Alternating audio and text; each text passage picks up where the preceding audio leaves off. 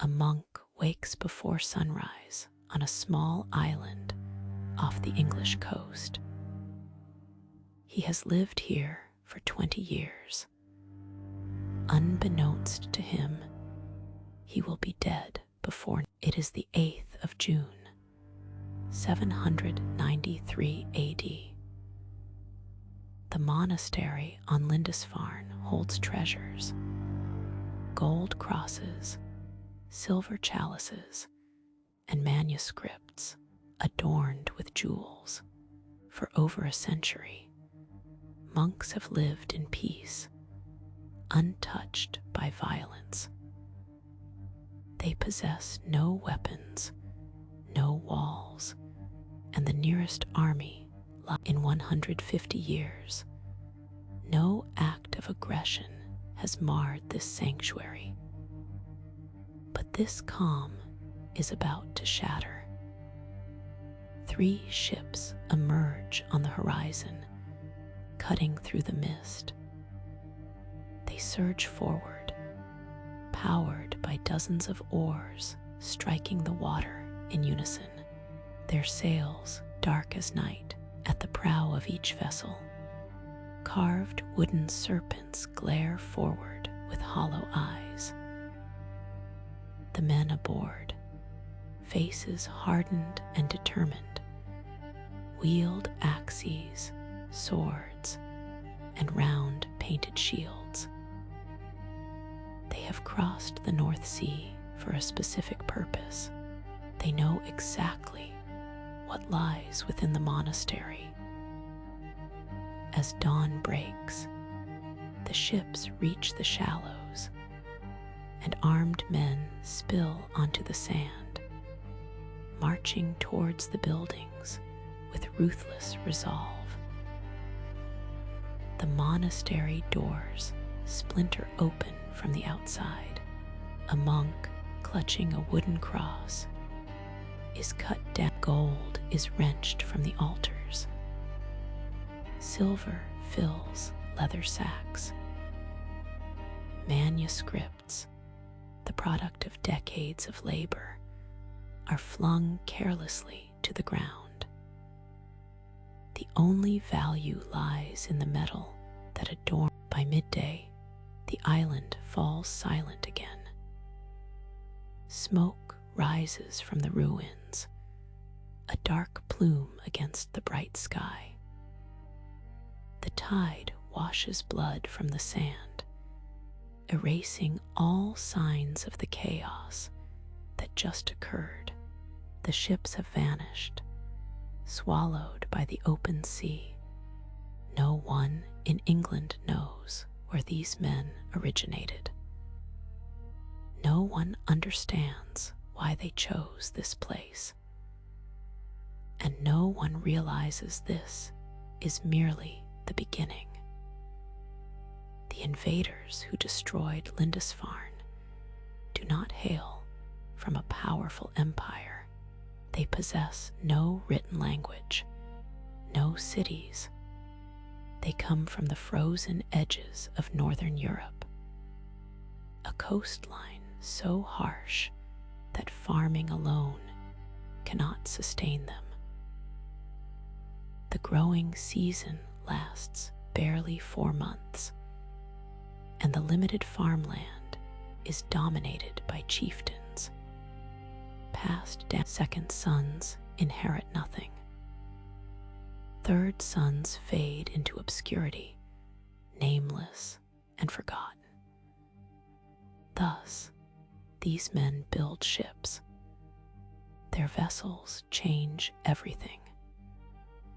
A single longship can carry 70 warriors across the open ocean, navigate shallow rivers, and remain light enough for 8 men to lift it over.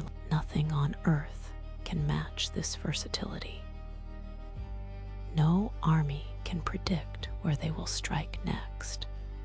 They can appear anywhere.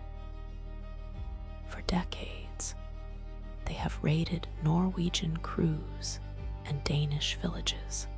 By the late 700s, Whispers of a rich island to the southwest have spread through Scandinavia.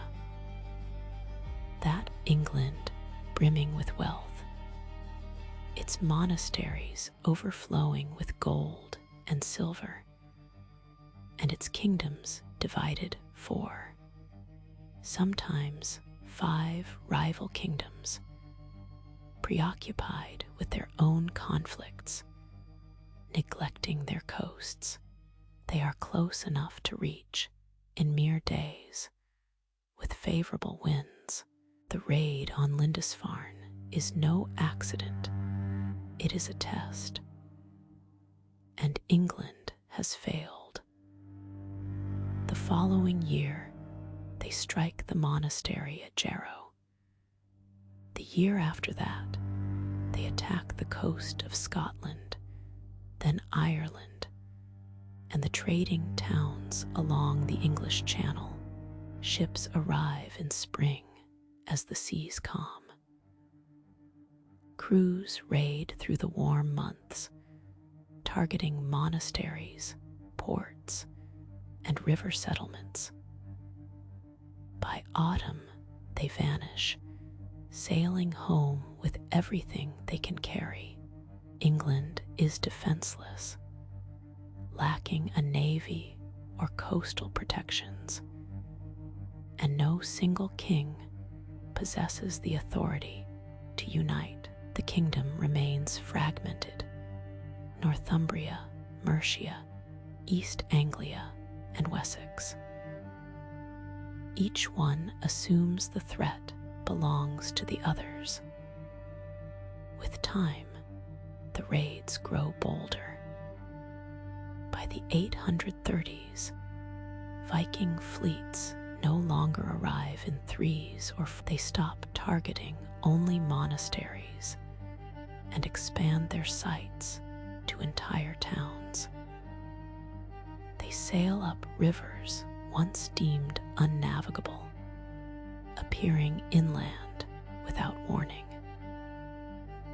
In 842, they strike London, setting much of the city ablaze. Then a shift occurs. In the 850s, Viking crews begin to winter on English soil. No longer merely raiders, they build camps, establish supply routes, and test which kingdoms will resist and which will crumble. The English misinterpret this as worsening raids. Unaware, in the autumn of 865 AD, a fleet larger than anything England has seen lands on the eastern coast. The men stepping off those ships are not here to steal treasures and flee. They are here to conquer. A coordinated invasion force. Thousands of warriors from across Scandinavia, united under, they come bearing horses, weapons, and supplies, with an intention to remain. Rather than attacking East Anglia immediately, they strike a deal.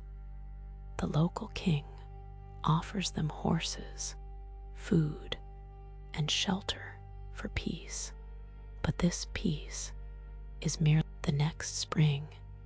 The army rides north toward Northumbria, seizing an opportune moment amidst a civil war, capturing the city of York without a proper battle. Northumbria, the most powerful kingdom in northern England, falls within a year. Next is East Anglia. The king is captured, tied to a tree, and killed with arrows. In a single night, East Anglia is absorbed. Then Mercia falls, its cities claimed one by one, its king fleeing the realm. What took generations to build crumbles in a single campaign season. By 871 AD, three